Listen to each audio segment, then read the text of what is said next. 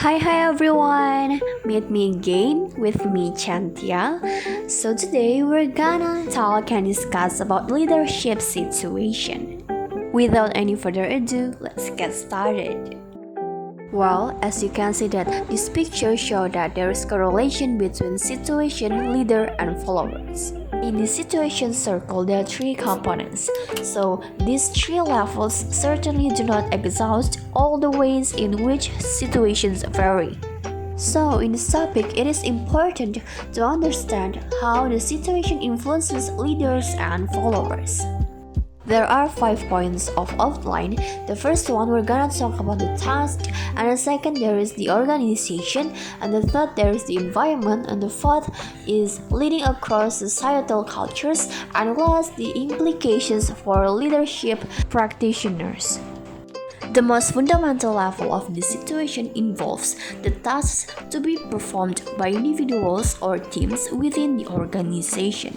So the first one, there is task autonomy, is the degree to which a job provides an individual with some control over what he does or she does and know what she or he doesn't. Autonomy often covers with technical expertise. Workers with considerable expertise will be given more latitude, and those with few skills will be given more instruction and coaching when accomplishing tasks. Moreover, responsibility and job satisfaction often increase when autonomy increases.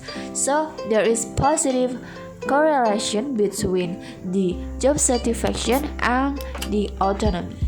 Another important way in which tasks vary is in terms of task feedback, which refers to the degree to which a person accomplishing a task receives information about performance from performing the task itself.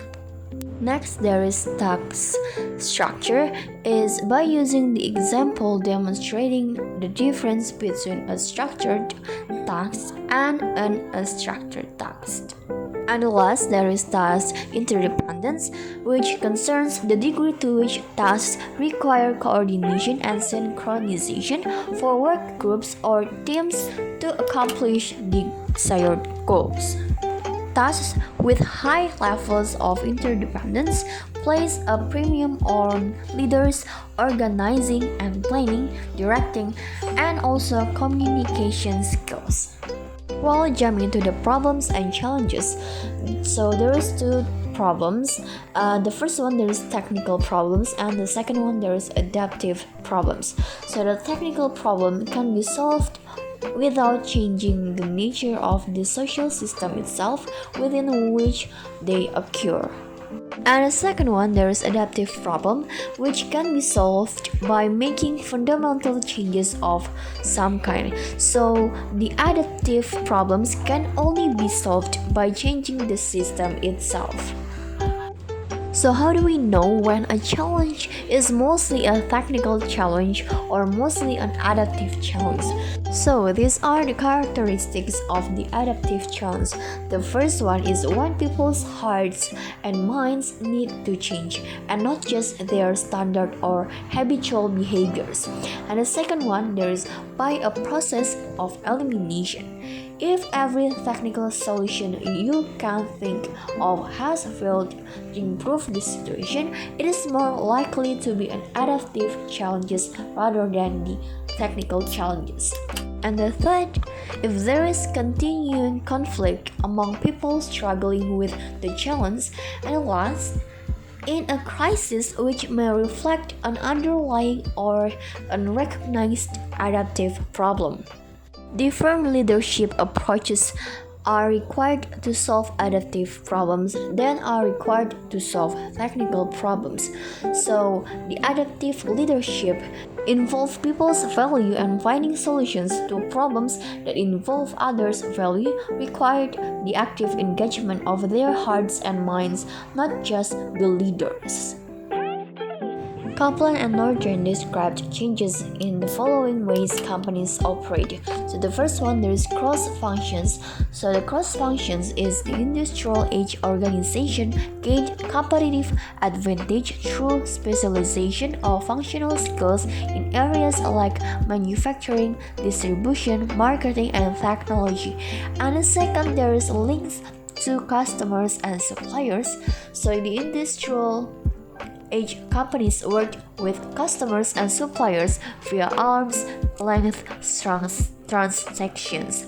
Information technology enables today's organizations to integrate supply, production, and delivery processes to realize enormous improvements in cost, quality, and response time.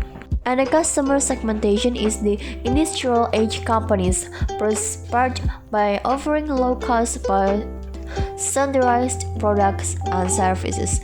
And there is global scale, which the information age companies compete against the best companies throughout the entire world. In fact, the large investments required for new products and services may require customers worldwide to provide adequate returns on those costs.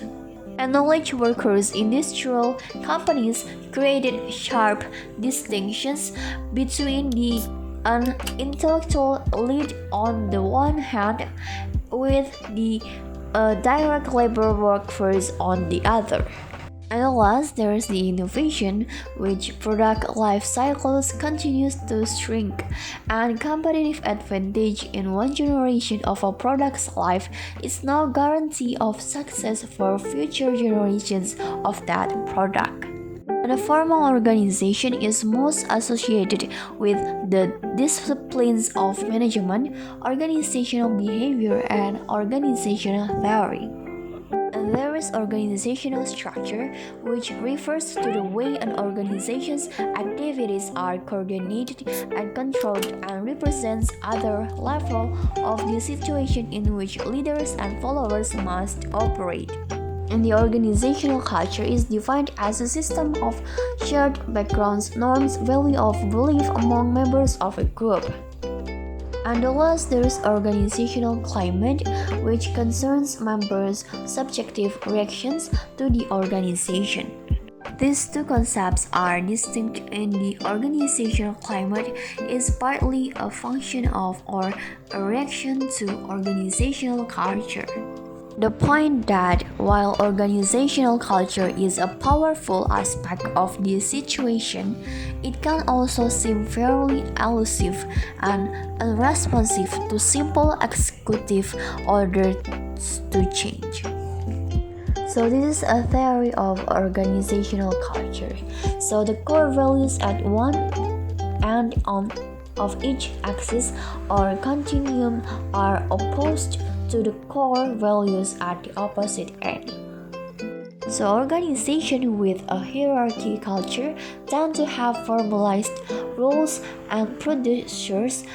They tend to be highly structured places to work, and they tend to follow standard operating procedures or SOPs is the rule of the day. Whereas the market cultures is the organization that focus their attention primarily on the external environment. And the clan cultures is the organizations that emphasize having a high degree of flexibility and these directions, and that also focus primarily inward rather than outward. And finally, organizations that emphasize having a high degree of flexibility and discretion and that focus primarily on the environment outside the organization are called autocracy cultures. In many ways, autocracy cultures represent an the adaptation to the transition from the industrial age to the information age described earlier, in that this form of organizational culture is most responsive to the turbulent and rapidly changing conditions of the present age. In actuality, these four cultures represent idealized form. No real organization probably exists whose culture can be completely described by just one quadrant. The last, talking about leading across societal cultures. So what is societal cultures? So societal cultures refers to those learned behaviors characterizing the total way of life of member within any given situation. And about what is GLOBE? So GLOBE is an acronym for a research program called the Global Leadership and Organizational Behavior Effectiveness Research Program.